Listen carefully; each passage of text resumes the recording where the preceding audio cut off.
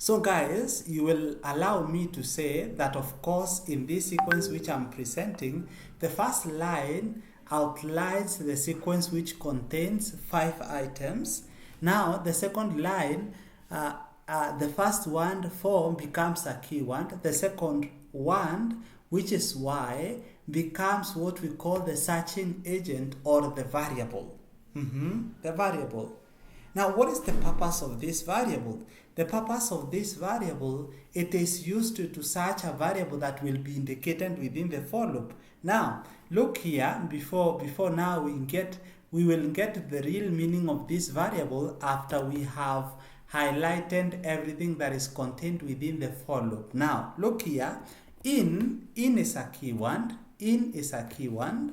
Note that this is also a keyword which is used to say that what will be searched will be in the following variable, and that is actually x becomes a variable or a sequence. Yeah, you know, as a variable contains a sequence. You get it? Yeah, a variable contains a sequence because actually x, it contains a sequence of a list which has 1 2 3 4 5. Now, let me get back now to y. Why we have said that y is a searching agent or it's a variable. And the purpose of y as a variable, it is to search what is contained in x. Perfect.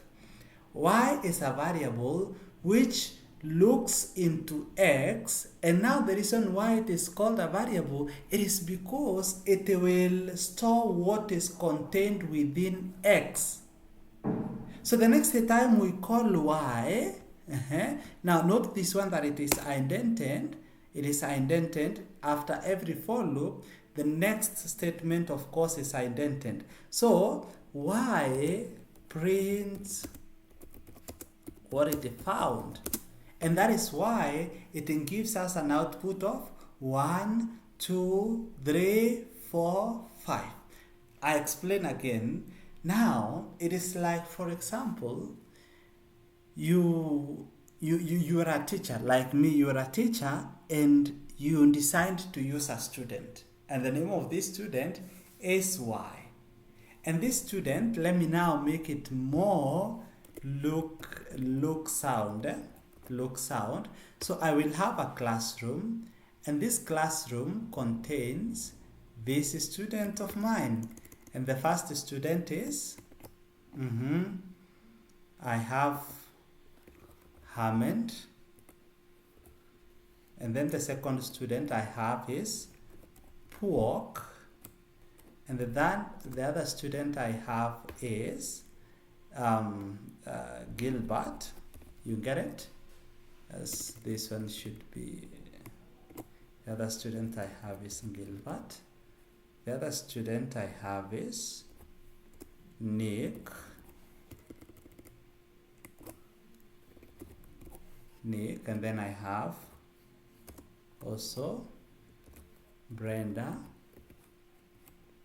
I have also a student called Sakare. 1, 2, 3, 4, 5, 6. Now I know I have left one student, but that one student I'll give him a very specific task. Now in this case, I have a classroom. This classroom is called, let me call it a full stack software and development. Yeah, full stack software and development.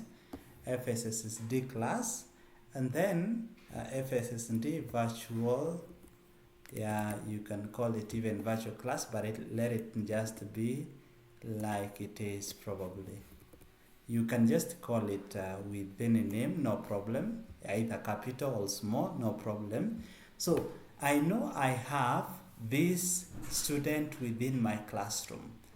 And now let me give probably a responsibility to one of my students, and the name of this student is, I'll call him Manu, and tell Manu, go and get for me the student who are in FSSD classroom. You get it? And then I ask Manu, what did you get, Manu? And then Manu tells me, this is what Manu tells me. Manu tells me, I got Hamed, I got Pork, I got Gilbert, I got Nick, I got Breda, and I got Zachary. I think now it seems a bit lighter with such an example.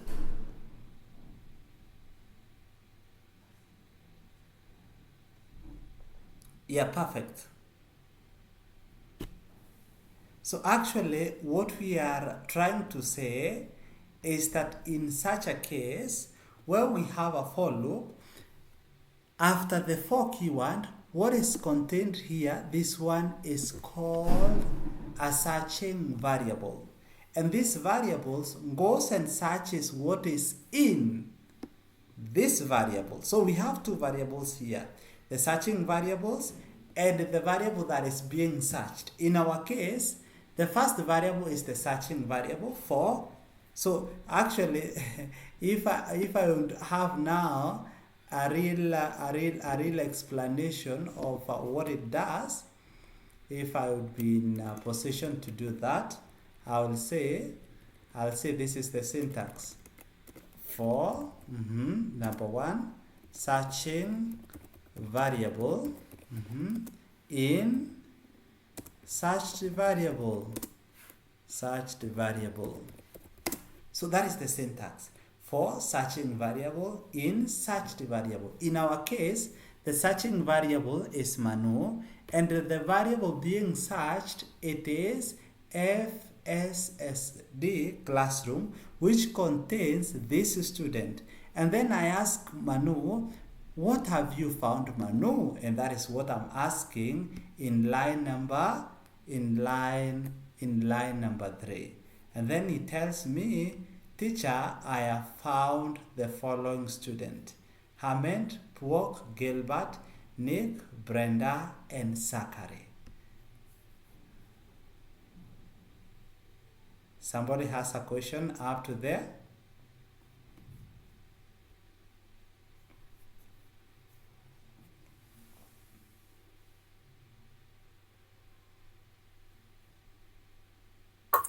It is clear, sir. It is clear. Let me go now to the very something which I want to clarify to you guys. For example, I might try, I'll take one of name, and then I say name, and then I assign it to who has the longest name in my class? Who has the longest name in my class? Is it Tumusime or it's Emmanuel? One of those. Let me see. Emmanuel Tumusime. Now, Emmanuel seems to be longer. Emmanuel. Now, let me just compare. Or they are equal.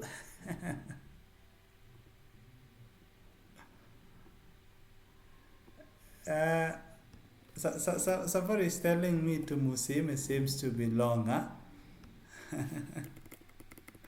Anyway, to Musime seems to be longer than Emmanuel. Now I have that name, and then I say for. Now, what did we say this one is? For letters in name. Then, okay, sorry, I have to put a full colon here for letters in name. Then I have print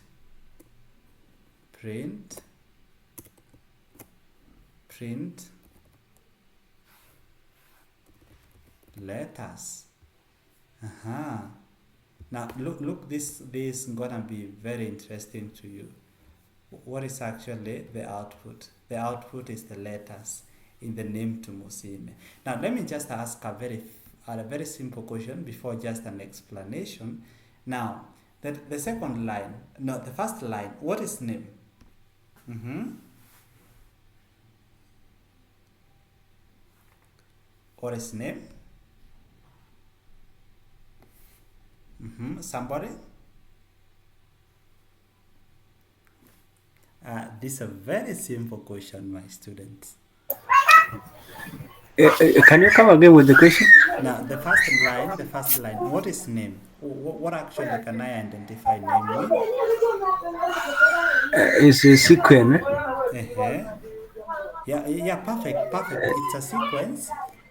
It's a sequence as you've seen it, but the basic one, I can say it's a variable. Oh, variable. It's a Yeah, variable, variable. right? Okay. Yes, yes. Yeah. You perhaps overthought, but of course you landed on the correct thing. But now the second Yeah. one for letters. Now what is letters? Now what is for letters? What is for and letters? Somebody? Mm-hmm. For It is a is keyword. Mm-hmm. Then letters is a searching variable. Exactly, perfect. Letters is the searching variable. Breda, you are talking now. What is in and name? I wanted to say it's a searching variable being searched.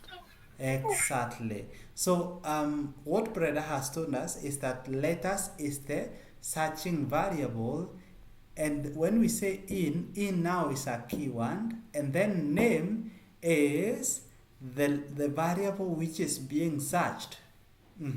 Perfect.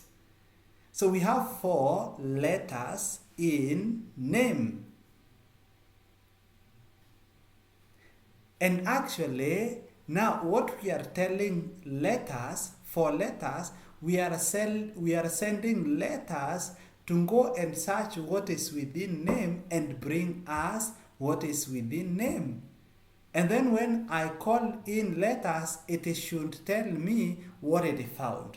And now it comes and tells me, I have found T, I have found U, I have found M, until we have the last letter, which is E. And by the way, why does it behave in such a manner? Now let me tell you one secret. In the string, actually what I can call it, in the string storage in actually the variable locations, what happens, each letter is stored and indexed.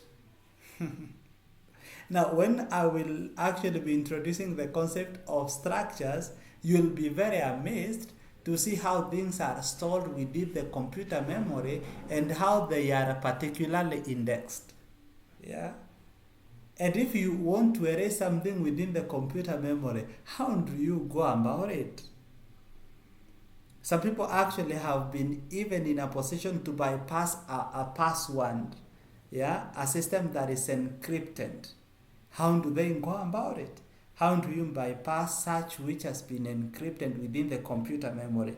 It is just an alteration of the sequence and actually the real access, yeah, the real access to the values and how you manipulate them. And now, how do you protect such in such a case?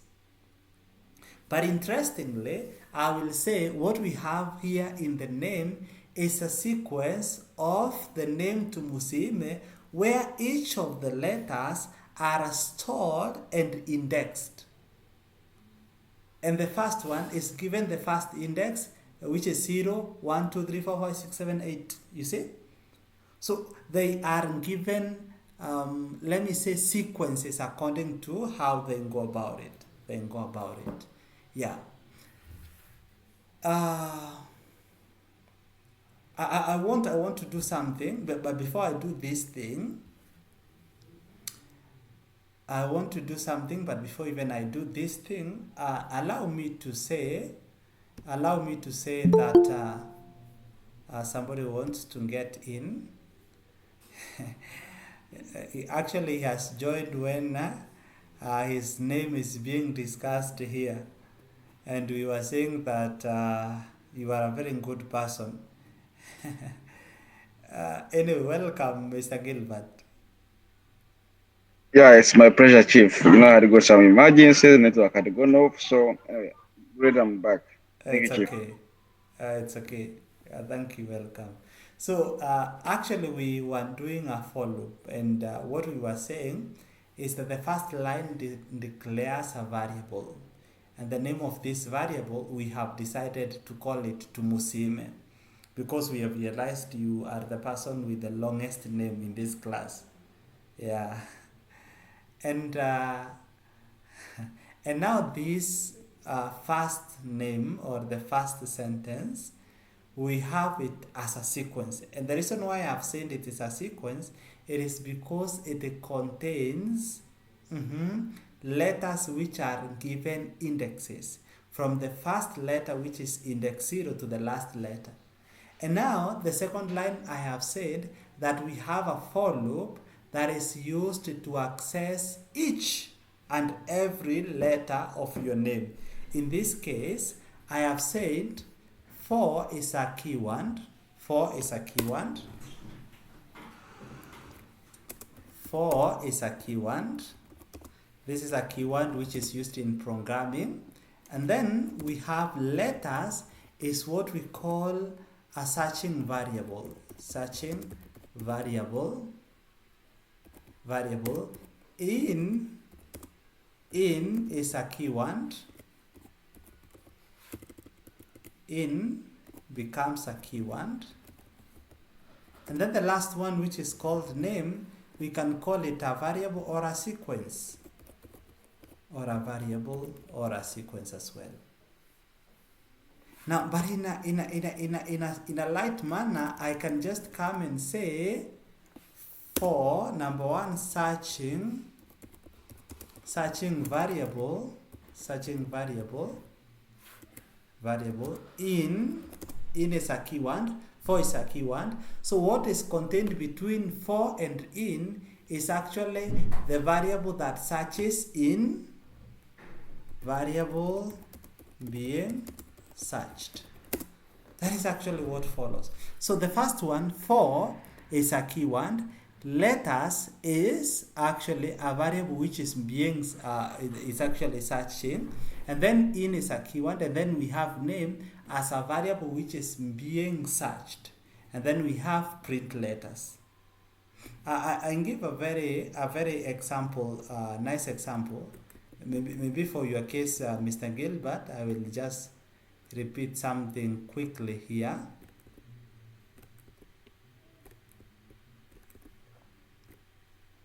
I hand this one now.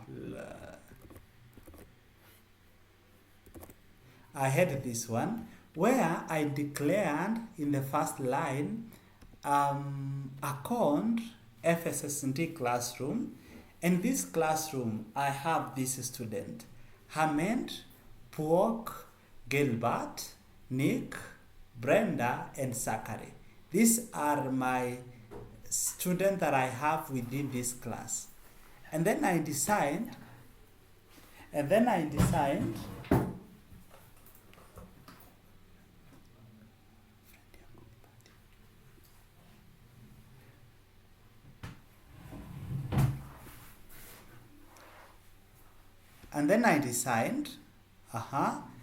I designed to come into the second line and assign Manu or Emmanuel to look for me for the student who are in FSSD classroom. And then what will he come up with? And then the third line, I ask him, what did you find, Manu? In simple, I said for is a keyword. Manu is the searching variable. That means he will have to store what he will find in FSSD classroom, which is a sequence and contains Hamed, Puok, Gilbert, Nick, Brenda, and Zachary. So when I call Manu, he should tell me what he found. And what he tells me is that I found, let me clear and then see what he finds. And he tells me I found Hamed, Puok, Gilbert, Nick, Brenda, and Zachary. That is actually what he tells me that he found. Come on, look at this one. Now that one actually gone. I want to think on. I want to multiply. I want to use for loop to design a calculator that does a specific work. Probably I want a calculator that multiplies 2 by all the numbers that are between 1 and 100. I just want to do that one. Probably let me give myself 5 lines of code. Are 5 lines of code enough to produce a code that multiplies 2 by all numbers between 1 and 100? No, let me make it 1 and 200. No, let me make it between 1 and 500. Let me make it between 1 and 500. I just want to do that one with 5 lines of code. Now, 5 lines of code will be made. Let me do with the 4. No, let me do with 3. 3. I think 3 will be better.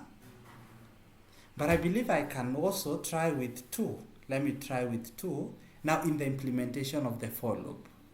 Now, a code that implements of course, the multiplication of 2 by all numbers between 1 and 500. In the range of 1 and 500. How can I do that one? How can I do that? Somebody can help me think about how I can do that. As I start probably my code, then how can I do that? And how can for loop help us to easen things?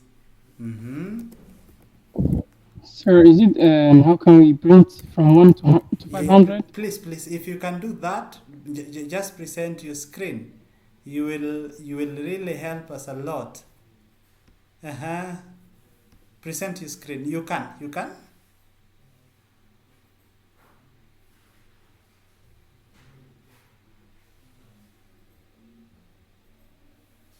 So, sir, printing from 1 to 100. That's what I was doing here. So if I want to go from 1 to 500, I think the concept of range is not there yet for the other students. That's good. That's good. That's good. For numbers. Now, as I explained this actually code, my question was you write 2 lines of code which multiplies 2 by 1 and gives an answer, 2 by 2 and gives an answer, until 2 by 500 and gives an answer. And you multiply 2 by all those numbers which are in between there and gives an answer. The first one is actually perfect. Perfect because you have said for numbers in range of 1 to 500. In the range of 1 to 500. Now, somebody can tell us why is not 500 included, because actually the last number is 499 in the range of 1 to 500. Can somebody remember? Yes, Gilbert, Mr. Gilbert. You raised a hand, yes. No. You said in a range of 1 to 500, right? Yes. That means in the middle of 1 to 500. Yes. 500 is not included. 500 is not included, eh? Why? Why probably? The logic behind that?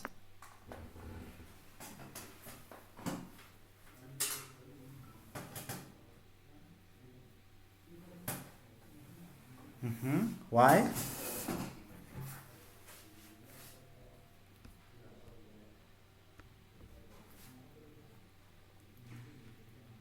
Why is 500 not included? Somebody? Let me try. Yes, please. Try. Yeah, earlier on we talk of index that is start from 0. I think that could be the reason. Yeah, good. Actually, let me just elaborate on top of what you've said. When we say in the range of 1 to 500, 1 is included. Now, if I would draw something we call it's called actually the Cartesian plane, yeah, the Cartesian plane, and try to look into this range, you will be amazed. Now, 1 is included because 1 is in the range of 1 to 2. When I say 1, without actually involving any decimal place, I mean 1.1, 1.2, 1.3, 1.4, 1.5, 1.6, 1.7, 1.8, 1.9. All that one is 1. When I say 2, I mean 2.0 up to 2.9. So that is why 1 is included, because it is in that range. Now the range of 500, why it is not included, it is because we have said 1 to 500. That means 500 itself is not included. Why? Because 500 is in the range of 500 to 600. But the real range of 500, the real range of 500, 1 to 500, is actually 1, 2, 3, 4, 100, then we go to 190. I'm just trying to skip some numbers so that I can reach there quickly. 320, 450, 480, 485, 489, 490, 491, 492, 497, 498, 499, you get it? 499 now encompasses the range of 499, 499.1, 499.2, 499.3, you get it? Up to 499.9, which excludes the 500, because 500 we would be skipping into another range, which is 500 to 501. Somebody has gotten that concept?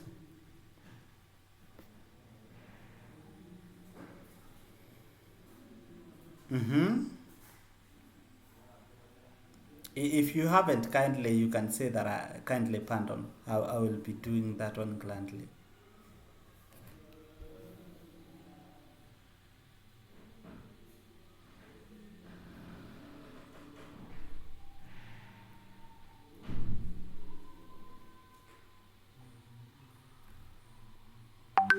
Hamid now is doing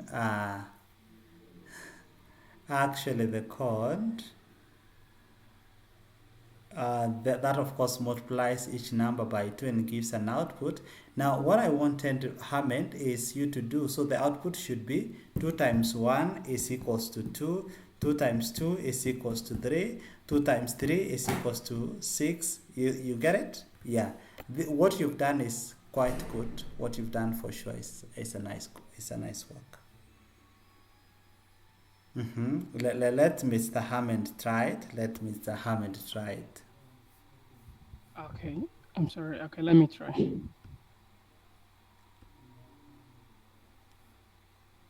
Let me also try. Yes, please. Let all of us try it. I have tried this one. Okay. Wow, perfect. That's actually good. Now you can go ahead and try this one. This one, 2 times 1 is equals to 2 times 2 is equals to up to 2 times 500 is equals to give the answer. Now we can all try this. Let all of us try this.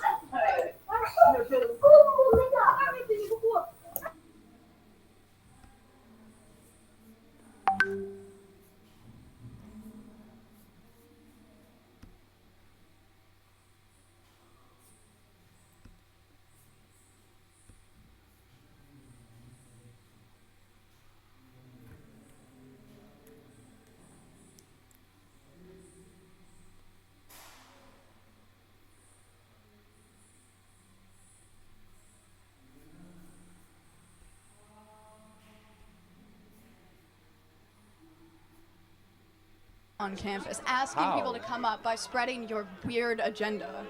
How? What agenda is that? I'm confused though. So Charlie, Some laws Congress should pass. I have to ask, what laws are you talking about? Can you be specific? I'm sorry, I'm very nervous, but this is what you do. This is what you do. You take people and you put them under the spotlight, and you. Well, hold on. I didn't ask you to come up here. You voluntarily came to the front of the line. You didn't have to do that. You're purposely antagonizing people on campus, asking How? people to come up by spreading your weird agenda. How? What agenda is that? I'm confused though. so Charlie, Some laws Congress should pass. I have to ask.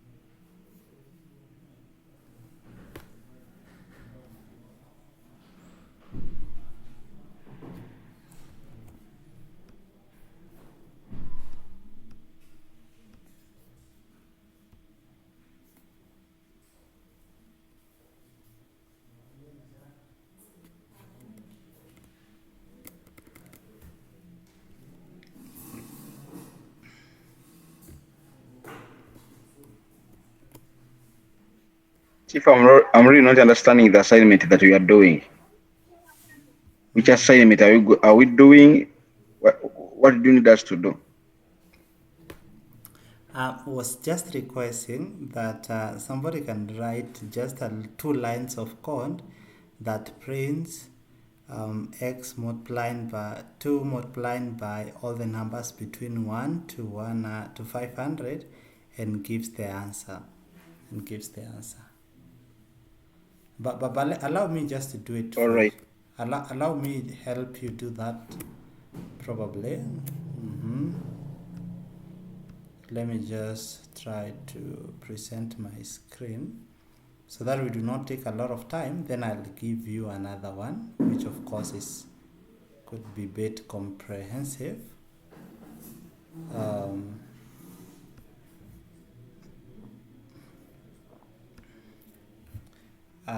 Let me do this for you.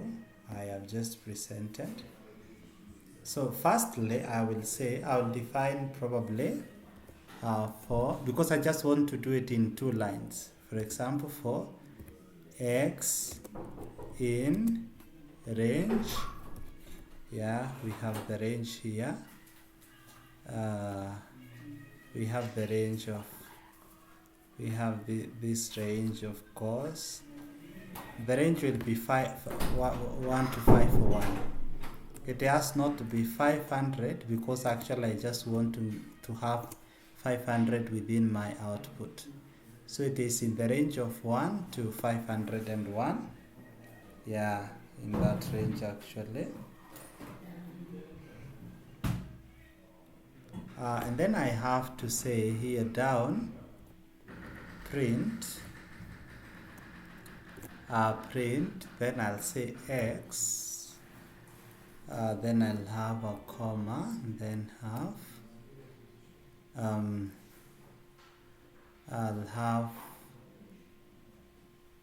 multiplication, multiplication here, and then I'll have 2, and then equal sign, yeah, 2, and then I'll have the equal sign, and then I'll come out here. What should I do here?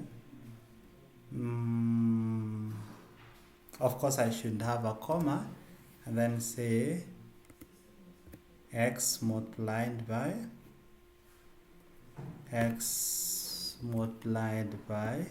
2. Let me see this action. X multiplied by 2. Actually, sir, I've done it. Oh, you got it. Wow, quite interesting. Let me see. I'm sorry, can I share? Yeah, please share.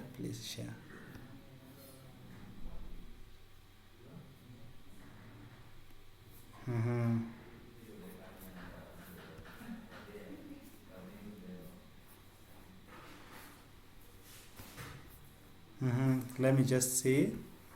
Oh, perfect. It's a perfect one, a good one actually. Can you see now it gives the output of 2 multiplied by 2 and gives the answer from 2 up to 500. Can you see? Yes, please. You can just elaborate to us shortly. What did you do? What did you do, please?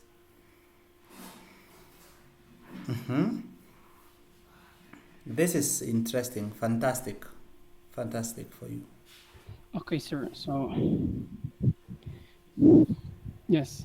So this one's actually to go around. This is just to get the output that you desire in this form, like 2 times the the value of x, the current x, and then you get the result, which is f.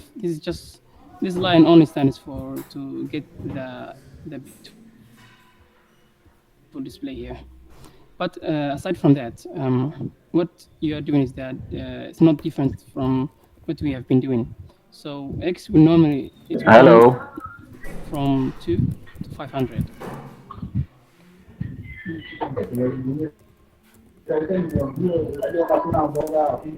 Hello.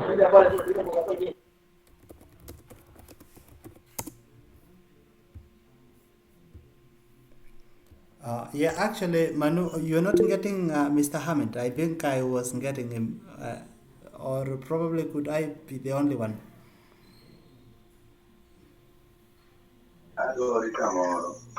No, I was also getting Mr. Hamid. Yes. Hello. Yes, Manu, can you get us? Can you get any of us? Hello? Actually, I was having trouble seeing the presentation, but I think it's coming back. Hello? Yes, please. Can you hear me? Yeah, I can hear you. I can hear you loud and clear. I was just saying that I was having trouble seeing the. I was having trouble seeing the presentation, but Oh, now I think it's back. okay, okay, please. Hammond, continue. Manu is getting you and all of us.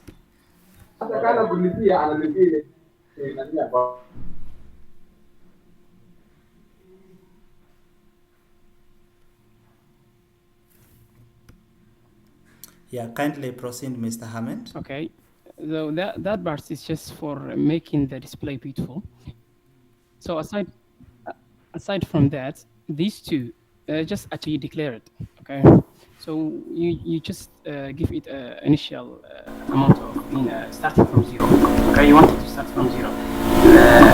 Why? Because you want the value to be stored in F. So you just initially define the variable here and you set it to 0. The second part is that you want the x, because you see what we are trying to do here is that we are trying to find that 2 times you start from an even number 2. So the x is initially set to 2. Aside from that, even the range, when you come here, range starts from 2 to 500. So it will be running, the range actually runs from, you know that it starting from normal 1, because we did initially it was 2, from 2 to 500. It will run within this code. So each time it will get an index position. So each index position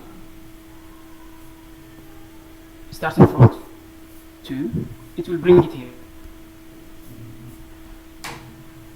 So it goes to the second index position, which is 3.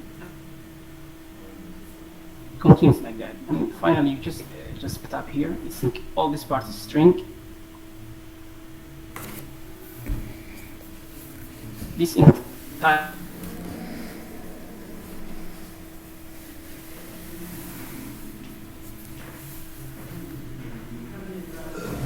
the only thing that is actually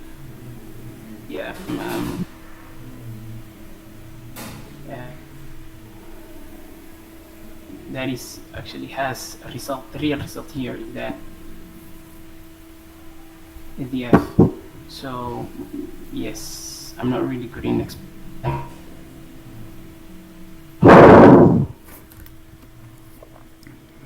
Yeah, thank you, Mr. Hammond, for that elaboration. Thank you for that good explanation. Yeah, you've really done it, and I hope some of us also have managed. I can see Mr. Manu also is saying that he managed. I'm just sharing mine. Mine I've written in just 2 lines. Let's run it together. And perfectly, it works. Yeah, it works. What I was just implementing the other time, and it prints up to the last value, which is actually that is 500 multiplied by 2. And how does it do this, by the way? How does it do this? This is quite interesting. I have for x is the searching agent. In range, what is the range? 1 to 501.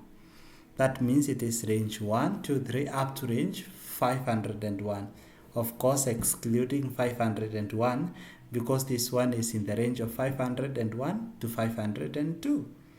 Now coming here in line B, print. Now remember I said that whenever I have something which is not enclosed in speech marks, I'm trying to access a variable. And in this case, I'm trying to access a variable x because x is not within the speech marks. And what is contained in x? Somebody can tell me what is contained in x.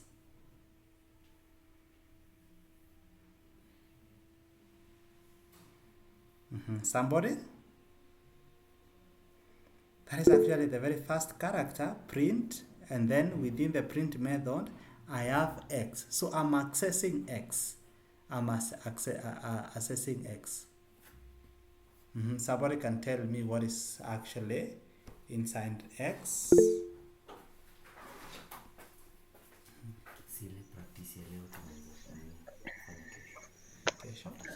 After church. I think X contain a value, the value is 1 to 501. Oh, sorry, you can repeat it kindly. I was saying X contain the values 1 to 501. Perfect. X contains the values 1 to 501. Perfect. Perfectly said. So if I say X and I'm accessing X, X actually contains what is in the range between 1 to 501. So the next thing I do for the syntax, I separate it with a comma, and then I have something we call the string literal, where what is contained within the string literal gets out as it is. So up to there, let me make another line here and comment it. So remember, I have actually said the first case is X. I'm accessing X.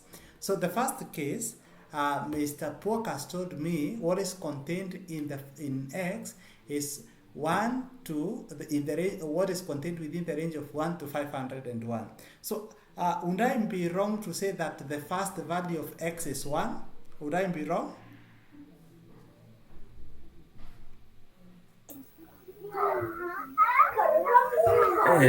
I think it is yes. It is wrong, yes, right? Mr. Poker has Yes. told me it is wrong. Yes, okay. I've asked if, of course, if I would say the first value of X, would I be wrong? Actually, what is contained within X is 1 to 501. That means X will contain 1, 2, 3, 4, 5, 6, 7, 8, 200, 250, 270, 320, 390, 420, 450, 490, 498, 499. So X will be containing each of them. So the first value in X will be 1, the second will be 2, the third will be 3. So if I say that the first value of X will be 1, I am not wrong. So I just want to work with the first value of X in the first iteration, you see? So because a loop iterates a number of times until the condition becomes false, yeah? So, or we exploit the entire sequence. So the first value of X being 1, note this, the first value of X being 1, and then I come now to what we call the speech marks, the string literals.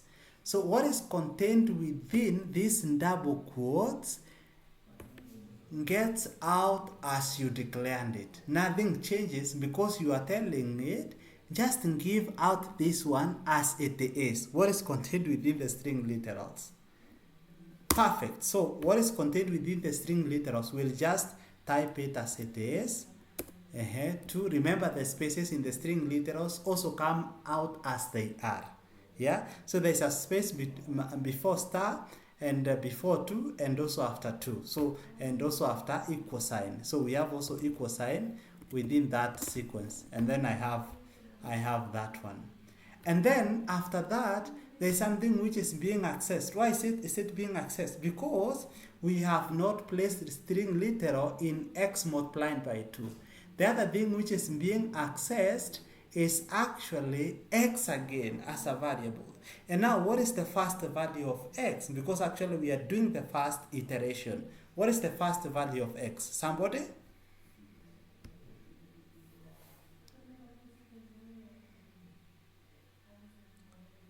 Brenda, what do you think will be the first value of X again?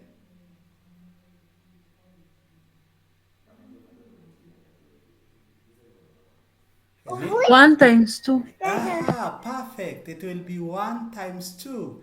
That is absolutely good. Now it will give this output 1 times 2 and give the output. Now it will give the output, but it will not give it as 1 times 2 as the answer. What would I do so that it can give 1 times 2 as an output? If I would have all this within the string literals, I come and have the string literals again here, like that. So, or probably I have to exclude x, and then if I want to have 1 times 2 as an output, I'll come and place the string there and then another string there.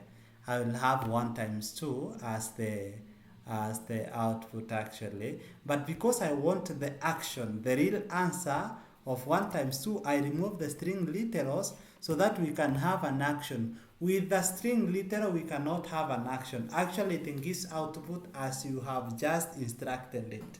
You see? As you have just instructed is how it will give the output. So the output will be the first value of x, which is 1 times 2, and then we will have an answer of 2 because there is an action, because there are no string literals. The second value of x will be in the same manner, 2, and then we will have multiplied by 2. Then this one is all assigned to, what is 2 multiplied by 2? 4. And we have it until we exhaust the entire range. That is perfectly done, incredibly. Now, remember, so that I can prove that for sure, whatever you place within the string literals will come as it is, I can decide even to name this 3. I can decide to call this 3, and you realize the answers will be directly targeting 1 times 2. 1 times 2, 2 times 2, it will actually not change even though the answer will be given as something else. Now, what do you think will be the first, will be the second value, Mr. Hammond, in this my code? What do you think will be the second value, or like this times this is equals to this one? Would you kindly mind and give us the answer? The display, what will be displayed, sir? What will be displayed in the second, as the second output? Will be 2 times 3. Is equals to? It will be equaling to, instead of 6, it will be equaling to, I believe, 2 times, the truth will be 2 times 1, which is 2. So the output will be 2. Also, you say that the first will be 2 times, that is the first output, 2 times, and actually you've gotten it, but I require the second output. The second one will be it will be 2 times 3, which equals to 4. Yeah, perfect. This is actually good. We'll have 2 times 3, which is equals to 4. Simply is to tell you that whatever you place within the string literals gives the output as it is. Look here, this will be 2 times all these ones, but giving the right output. But in our case, we want 2 times 2, and then we have 4. We have 4. And all others as they are until we exhaust the entire values. Yeah, until we exhaust the entire values. Yeah, even if you place the range of 1, 2, let me have a very long range and see what will be given as an output. Then I try to run it. We have an output that is an ending, you see. And actually, if you've ever seen a casino, they exploit such, and also they have something we call a random bandit method. By now, you should be in a position to make your own casinos. Yeah, in some countries they are banned. Yeah, but that is actually the little knowledge that we have gotten up to now. Yes, Mr. Gilbert, you have something, please. But Chief, I think the way how it is, the way how you have printed it, I think the first, the X, then time was that digit, that 2, or that 3. it has no impact on the calculation. It is just a print. It comes as it is. The real logic is on the other second one. X times 2, that is it.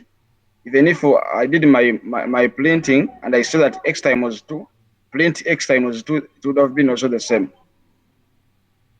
Perfectly as you've said. And actually, that is what we also said with Hammond. But you have just explained it more clearer. Thank you for that, Mr. Gilbert. Yeah, what is contained within the string literals comes as it is, but the real logic is contained on the right and the left side. Yes, please. Let me give you an assignment and then we call it a day, right? Unless there's somebody with a question on the for loops.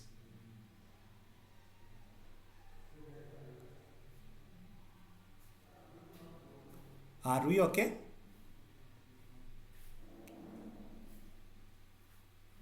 Yes, we are okay.